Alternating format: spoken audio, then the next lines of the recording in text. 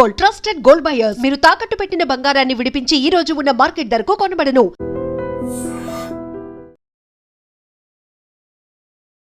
America always ఇదొక dream అనమాట. America వెళ్తే చాలు హ్యాపీగా బిందాస్గా సెట్ అయిపోవచ్చు అని చాలామంది కల. అట్లాగే చాలామంది కూడా టూరిస్ట్ స్పాట్ లాగా కూడా అమెరికాని కూడా చూస్ చేసుకుంటారు.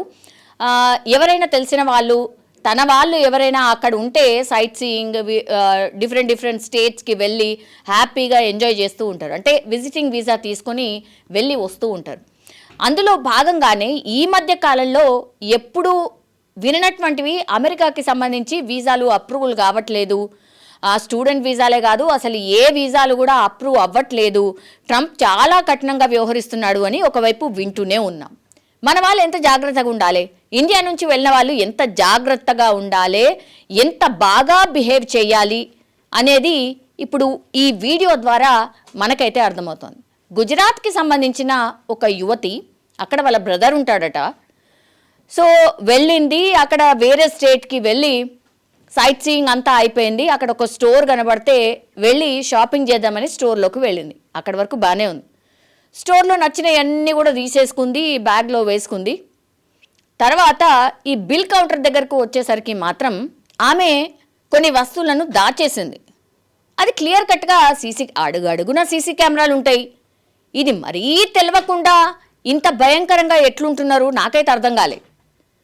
తీరా చూస్తే ఆమె ఆ స్టోర్లో కొన్ని వస్తువులకు బిల్లు కట్టింది, కొన్ని వస్తువులకు బిల్ కట్టలే, అంటే ఎగ్గొట్టింది.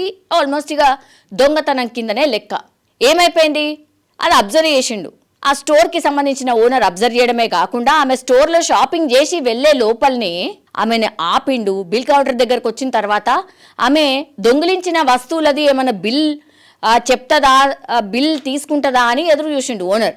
ఎక్కడ ఆమె ఏడ కూడా అట్లాంటి ఏమంటారు ఆలోచన లేనట్టుగా అనిపిస్తున్నది. దీంతో వెంటనే పోలీసులకు సమాచారం అందించడం, పోలీసులు అక్కడికి చేరుకొని ఏమ్మా నీ బిల్ ఎంత అయింది, మరి నీ బిల్లు ఇంతే అయిందా, నువ్వు ఇంకా వేరే వస్తువులు ఏం తీసుకోలేదా, నువ్వు అసలు ఏ మాత్రం కూడా ఏ దొంగతనం చేయలేదా అని అడగడం స్టార్ట్ చేశాను.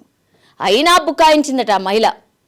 లేదు నేను అసలు ఏ దొంగతనం చేయలు, అది ఇది అని చెప్పడం స్టార్ట్ చేసింది. దీంతో ఎవిడెన్స్ ఉంది కదా, సీసీ కెమెరాని తీసి ముంగటేసి ఇగో అమ్మా ఇగో నీ చరిత్ర ఇది అని చూడు అని చెప్పడం స్టార్ట్ చేశారు, చూపించడం స్టార్ట్ చేశారు. దీంతో ఆమె ఇక మామూలు ఏడుపు కాదు, నేను అసలు దొంగతనం చేసే ఉద్దేశం లేదు, నేను మర్చిపోయి అసలు బిల్లు కట్టకుండా ఉండిపోయాను, నన్ను క్షమించండి, కావాల్సి వస్తే నేను ఇప్పుడు ఆ బిల్లు కట్టేస్తాను, నా ఉద్దేశం అది కానే కాదు, నేను దొంగతనం చేయాలని స్టోర్కి రాలేదు, ఇట్లా ఎన్ని చెప్పినా ఏం చెప్పినా అక్కడున్న పోలీసులు ఆ ఓనరు క్లియర్ కట్గా ఆ సీసీ కెమెరాలో చూపించింది. చూసిన తర్వాత ఎంత ప్రాధేయపడ్డా ఏం పడినా కూడా ఓనర్ ఒప్పుకోలేదు. అట్లాగే పోలీసులు కూడా ఏం చర్య తీసుకోవన్నో చర్య తీసుకున్నారు. దీని మీద రకరకాలుగా మాట్లాడుతున్నారు. అమ్మ ముందే ట్రంప్ మన మీద ఎంత భయంకరంగా కన్నెర చేస్తున్నాడో నీకు తెలుసు కదా, ఇండియన్స్ అంటేనే ఏడ దొరుకుతారా అని చూస్తున్నారు. అట్లాంటి ఆయనకి ఇట్లాంటి అన్నీ చీప్ అన్నీ చేస్తే దొరికిపోమా? అమెరికాలో ఎట్లాంటి సిస్టమ్ ఉంటుంది, నేరాలు చేస్తే ఏమవుతుంది మీకు తెలీదా? టూరిస్ట్ లాగా వచ్చినావు, టూరిస్ట్ వీసా మీద వచ్చినావు, చూడు వెళ్ళు, నీకు అంత స్తోమత లేదు అనుకుంటే కొనకు, ఎవరైనా ఏమైనా కొట్టిర్రా, ఎవరైనా ఏమన్నా అంటారా, ఇట్లా మన ఇండియా ఇజ్జత్ ఎందుకు తీస్తున్నారమ్మా అని చాలామంది అక్కడున్న వాళ్ళు కూడా చాలామంది చెప్తున్నారు. ఇట్లా చిన్న వాటి వల్ల కూడా మన వాళ్ళు ఎవరైతే అక్కడ ఉంటారో చాలా ఇబ్బంది పడతారు. మనకు తెలియదు అది.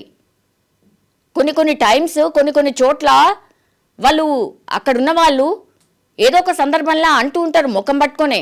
సో ఇవన్నీ కూడా ఆలోచించాలి కదా, నువ్వు ఎక్కడి నుంచి వచ్చినావు, దేనికోసం వచ్చినావు, అది ఆలోచించుకోవాలి కదా. అది ఆలోచన లేకుండా ఇట్లా చిల్లర చిన్న దొంగతనాలు చేయాలెందుకు?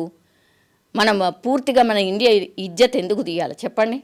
మనం ఇంకా మర్చిపోలేదు కదా, గతంలో కొద్ది రోజుల క్రితమే ఓ మహిళ ఇల్లినాయిస్లో డిపార్ట్మెంట్ స్టోర్కు వెళ్ళి అక్కడ ఏకంగా $1,300 విలువైన వస్తువులను దొంగిలించింది.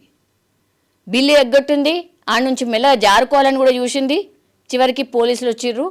ఆ తర్వాత పోలీసులు ఏం ట్రీట్మెంట్ చేయాలా, ఎట్లాంటి కేసులు నమోదు చేయాలా అమెరికా సిస్టమ్ ప్రకారం ఏమేం చేయాలనో అవన్నీ కూడా చేస్తున్నారు. మొన్ననే రీసెంట్లీ అయింది $1,300.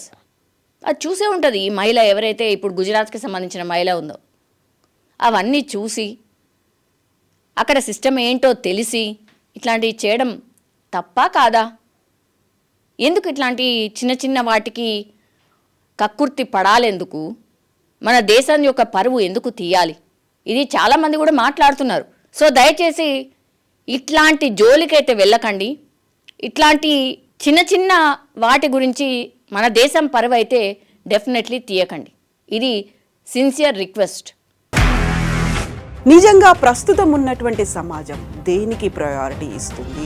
ఆర్థిక సంబంధాల చుట్టూ మాత్రమే తిరుగుతోంది. మళ్ళీ ఎన్నికలంగానే చాలా విరక్తి కలుగుతున్నాం. మంచి అనిపిస్తుంది కదా, లేడీస్ కూడా ఛాలెంజింగ్ జాబ్స్ చేసినప్పుడు చాలా బాగుంటుంది. ట్రాఫిక్ అసిస్టెంట్స్ గా నియమించిన ట్రాన్స్జెండర్స్ అందరితో సాల్యూట్ చేయించుకుంటున్నారు. ఫుడ్ డెలివరీ ఇవ్వటానికి వెళ్ళినటువంటి డెలివరీ బాయ్ అనిల్ పై కళ్ళ ముందు